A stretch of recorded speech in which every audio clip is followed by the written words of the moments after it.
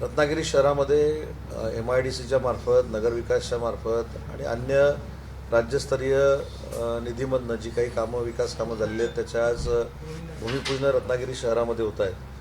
आणि त्या शहरामध्ये भूमिपूजन करत असताना सगळ्यात महत्त्वाची 2-3 जी भूमिपूजन आहेत त्याच्यामध्ये आपल्याकडे जे पुरातकालीन विठ्ठल मंदिर आहे त्याच्या सुशोभीकरणाचं देखील आज आम्ही भूमिपूजन करतो आहे.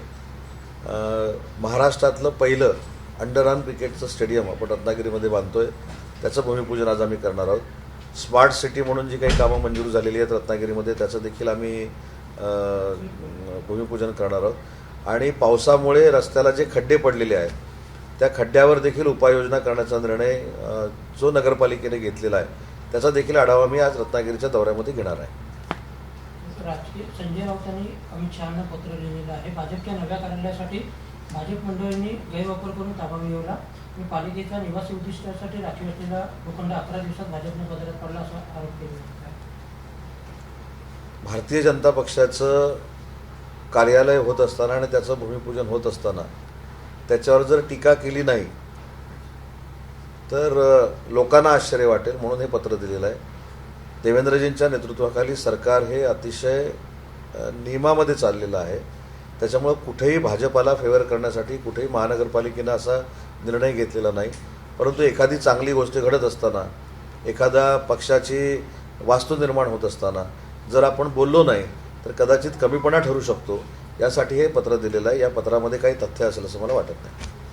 उद्धव ठाकरे सिरीज आज निर्धार मेळावा मुंबईमध्ये होतो आणि ठाकरे राहुल गांधींनी वोटिंग संदर्भामध्ये जो पंचनामा केला तसा पंचनामा करण्याची शक्यता आहे. हा पंचनामा कधी आपण करू शकतो? तुम्हाला आठवत असेल की लोकसभेच्या निवडणुका झाल्या. लोकसभेच्या निवडणुका झाल्यानंतर महायुतीला जसं यश महाराष्ट्रामध्ये पाहिजे होतं तसं लोकसभेला मिळालं नाही. त्याच्यानंतर विधानसभेच्या निवडणुका झाल्या, महायुतीला फार मोठं चांगलं यश मिळालं. मग त्यावेळी EVMवर शंका काढली गेली. मी अनेक वेळा सांगितलं जर EVMवर शंका असेल तर लोकसभेला निवडून आलेल्या सगळ्या खासदारांनी राजीनामा द्यावा. UBTच्या राहुल गांधींच्या खासदारांनी राजीनामा द्यावा. आता UBTच्या आमदारांनी राजीनामा द्यावा. जर EVMवर विश्वासच नाही मग ते खोटे निवडून आलेले आहेत. मग जसे आम्ही खोटे निवडून आलो असं त्यांचं म्हणणं आहे तसं ते देखील खोटे निवडून आलेले आहेत. आणि जर स्वाभिमान असेल तर केंद्रातल्या विरोधी पक्ष नेत्यांपासून महाविकास आघाडीच्या सगळ्या लोकांनी राजीनामा द्यावा ना, तर खऱ्या अर्थानं स्वाभिमान लोकांना कळणार आहे. फक्त फेक नरेटिव्ह सेट करण्यासाठी मोर्चे काढायचा, निर्धार मेळावा करायचा. निर्धार मेळावा काढून काही होणार नाही. मुंबई महानगरपालिकेच्या लोकांनी निर्धार केलेला आहे की महायुतीचाच भगवा हा मुंबई महानगरपालिकेवर फडकणार आहे. मुंबई महापालिकेच्या निवडणुकीत महायुती एकत्रित सामोरे जाईल. मात्र मुंबईतल्या 50 जागांवर भाजप आणि शिवसेनेत सध्या रस्ती असलेली माहिती जी आहे ती समोर येते. आणि अंतर्गत जागा वाटपाचा तिढा जो आहे तो सध्या सुरू आहे आणि पंतप्रधानांच्या दौऱ्यानंतर तो सुटेल अशी शक्यता देखील वर्तवली आहे. पण असं कोणी सांगितलं? असं आहे की ज्या 2017ला ज्यावेळी निवडणुका झाल्या एकत्रित शिवसेनेने साधारण पश्चिम उत्तरासह 44 जागा आहेत ना तिथे भाजपच्या उमेदवारांचा पराभव केला होता आणि त्याच्यावरती शिवसेना साधारणपणे आता क्लेम करते. पहिली गोष्ट 84 जागा मुंबई महानगरपालिकेतल्या 227 पैकी या शिवसेनेनं जिंकल्या. त्या 84 जागांपैकी बहुसंख्य नगरसेवक हे आता धनुष्यबाणाच्या शिवसेनेबरोबर आहेत. 82 जागा ह्या भाजपनं जिंकलेल्या होत्या. 30 जागा काँग्रेसनं जिंकलेल्या होत्या.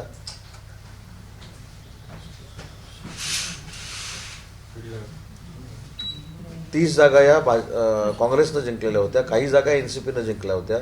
काही जागा अबू आझमीने जिंकलेल्या होत्या. असं कॅल्क्युलेशन करून ते 227 झाल्या होत्या. त्याच्यामुळे मला असं वाटतं की महानगरपालिकेची निवडणूक ही आत्ता काही ताबडतोब आचारसंहिता लागलेली नाही. परंतु मी राज्याच्या समन्वय समितीमध्ये आहे. जी आपल्याला माहिती मिळाली की 50 जागांवर कुठं चर्चा झाली किंवा चर्चा होऊन तिढा निर्माण झाला आहे, कुठं समन्वय समितीची बैठकच झालेली नाही. तिकीट वाटपाची जर बैठकच झाली नसेल तर हा तिढा कुठनं निर्माण झाला? त्याच्यामुळे तिढाबिडा काही निर्माण होणार नाही. असा तिढा निर्माण करण्याचा बालिश खेळ काही लोकांनी जरी केला असेल तरी त्याला कोण आम्ही भीक घालणार नाही. महायुतीनंच आम्ही पंचायत समिती, जिल्हा परिषद आणि महानगरपालिका लढवणार आहोत. आणि BMCवर कुठच्याही परिस्थितीमध्ये भगवा फडकण्याची जबाबदारी आमच्या तिन्ही पक्षांची आहे. 30 वर्षात भाजपच्या नगरसेवकांमध्ये मोठ्या प्रमाणात वाढ झालेली आहे. त्यामुळे यावर्षी देखील जास्तीत जास्त जागा लढवण्यासाठी भाजप आग्रही असून सर्वात मोठा भाऊ ठरण्याचं त्यांचं देखील एक चर्चा असल्याचं. जो मोठा भाऊ आहे त्याला मोठा भाऊ म्हटलंच पाहिजे ना. कसं आहे की भाजप आणि शिवसेना यांच्यामध्ये ही नॅचरल अलायन्स आहे जी शिंदे साहेबांनी घडवली 3 वर्षापूर्वी. त्याच्यामुळे आमच्यामध्ये जे काय आहे ते मान सन्मानानं होणार आहे. काही पक्षांकडे आमच्यावर युती करा म्हणून बघताय ना तुम्हीच दाखवताय सगळं. त्याच्यामुळं त्या मागे लागलेले आहेत. काही लोक आपण निवडून येणार नाही ही खात्री झाल्यामुळे युतीची अपेक्षा करतात. तशी आमची परिस्थिती नाही आहे. भाजप, शिवसेना आणि अजितदादांची राष्ट्रवादी काँग्रेस पार्टी आणि आमचे मित्रपक्ष हे अतिशय ठामपणानं राजकीय पाय रोवून उभे आहेत महाराष्ट्रामध्ये. त्याच्यामुळे मुंबई महानगरपालिका ही आमचीच असणार आहे. पण सर साधारणपणे 44 जागा म्हणजे मगाशी तुम्ही उल्लेख केला की त्याच्यावर तोडगा निघेची पीडा नाहीये, पण 44ला पण 50 धरून चालू होती. त्या 2017ला शिवसेनेचेच नगरसेवक आणि उमेदवारांनी भाजपचा पराभव केला होता. त्यासाठी तुम्ही मुळात आग्रही असणार आहात का की या जागा आम्हाला? मी परवा देखील सांगितलं की महायुतीच्या सगळ्या स्ट्रॅटेजी तयार आहेत, पण त्या शेवटी एक्सपोज आपण करत नाही. दुसरी महत्त्वाची गोष्ट आहे की अनेक वेळा खासदारकीच्या निवडणुकीला आपल्याच माध्यमातून अनेक लोकांनी टीका केली होती की शिवसेनेला फक्त 7 जागा खासदारकीच्या मिळणार आहेत, 8 जागा मिळणार आहेत. आम्हाला 13 मिळाल्या. विधानसभेच्या निवडणुकीला 50च्या पुढे जागा मिळणार नाहीत, 50च्या पुढे जागा मिळणार नाहीत. आमचे 60 आमदार निवडून आले आहेत. आम्ही 81 ठिकाणी लढलेलो आहोत. त्याच्यामुळे ह्या चर्चा होत असतात, पण मान सन्मानानंच महायुतीमध्ये सगळे नेते काम करत आहेत. त्याच्यामुळे कुठेही कार्यकर्त्यांमध्ये ही शंका निर्माण होईल असंच जागा वाटप होणार नाही, सन्मानाचंच जागा वाटप होईल. पुण्यातल्या जैन बोर्डिंग प्रकरणामध्ये विकासाचे आणि गोखले यांनी सगळ्या गोष्टी ट्विट केलेलं पाहायला मिळते. या प्रकरणात वेगळं म्हणजे हे अनपेक्षित आहेत साधारणपणे असं होणं असं. हां, बरोबर. दुसरी गोष्ट अशी आहे की हे जरी झालं तरी जैन समाज जो आहे तो 1 तारखेला जिथे उपोषण करणार आहे त्यावरती मात्र ठाम असणार आहे.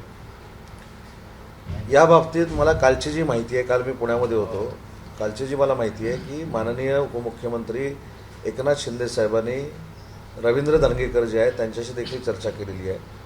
कुठच्याही समाजावर अन्याय होणार नाही ही माननीय देवेंद्रजींची आणि एकनाथ शिंदे साहेबांची भूमिका आहे. त्याच्यामुळे जैन समाजावर कुठचाही अन्याय होणार नाही ही महायुती सरकारची जबाबदारी राहील.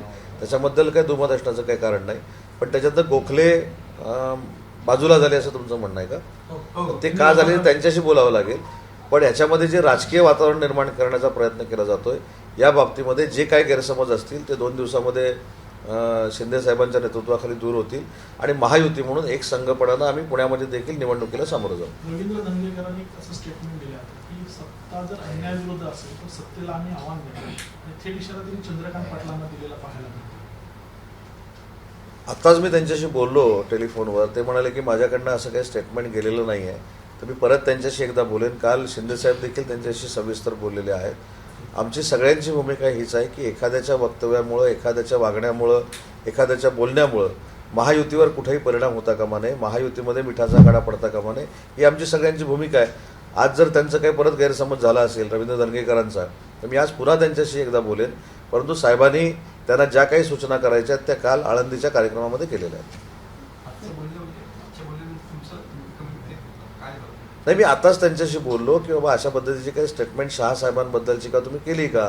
त्यांनी मला सांगितलं की असं काही वक्तव्य मी केलेलं नाही, त्याचा काहीतरी विपर्यास केला गेला असं त्यांचं म्हणणं आहे आणि त्याच्यावर ते स्वतः स्टेटमेंट देणार आहेत. महापालिका निवडणुकीच्या दृष्टीने शिवसेनेकडून छटपूजेचं आयोजन करण्यात आलं आणि उत्तर भारतीयांच्या मतांवर डोळा असल्याचा देखील आरोप विरोधकांकडून केला छटपूजेच्या निमित्तानं.